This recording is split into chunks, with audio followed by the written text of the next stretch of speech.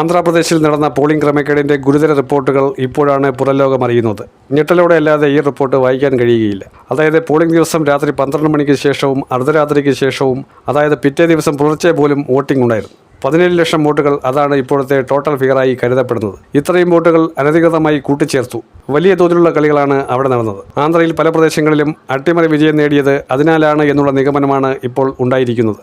കഴിഞ്ഞ ലോക്സഭാ തെരഞ്ഞെടുപ്പിൽ YSR കോൺഗ്രസിന് കേവലം 4 സീറ്റുകൾ മാത്രമാണ് നേടാൻ കഴിഞ്ഞത്. ബാക്കി ഒട്ടുമിക്ക സീറ്റുകളും TDP, BJP, ജനസേന സഖ്യം വിജയിച്ച് കയറുന്ന കാഴ്ചയാണ് നമ്മൾ കണ്ടത്.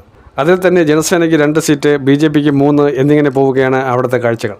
നിലവിലെ സാഹചര്യമനുസരിച്ച് 16 TDP എംപിമാരുള്ള ഏറ്റവും വലിയ BJPയുടെ നെടുന്തൂണായി കേന്ദ്ര മന്ത്രിസഭയിൽ അവർക്ക് പിന്തുണയുമായിരിക്കുന്നത് TDPയാണ്. ആ TDPക്കെതിരെയുള്ള ഏറ്റവും ഗുരുതരമായ ആരോപണമാണ് വരുന്നത്. ഇതുമായി ബന്ധപ്പെട്ട് തെരഞ്ഞെടുപ്പ് കമ്മീഷന് കള്ളക്കളികൾ അറിയാമെന്നും അന്ന് തെരഞ്ഞെടുപ്പ് നടത്തിയത് കൃത്യമായും ആ ഉദ്യോഗസ്ഥരുടെ അറിവോടുകൂടി എല്ലാ രീതിയിലുള്ള പരസ്യസമ്മതത്തോടുകൂടി മുഖ്യ തെരഞ്ഞെടുപ്പ് കമ്മീഷണർ അട്ടിമറിക്ക് കൂട്ടുനിൽക്കുകയാണ് അവിടെ ചെയ്തത്.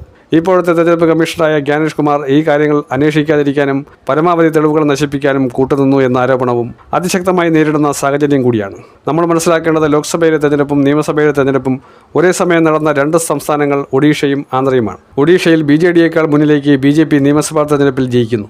എന്നാൽ ലോക്സഭയിൽ BJP പരിപൂർണമായി സീറ്റുകൾ തൂത്തുവാരുന്നു. 21-ൽ 20 സീറ്റ് ഒഡീഷയിൽ നേടുന്നു. ആന്ധ്രയിൽ 25-ൽ 21 സീറ്റുകൾ TDP BJP സഖ്യം നേടിയെടുത്തു.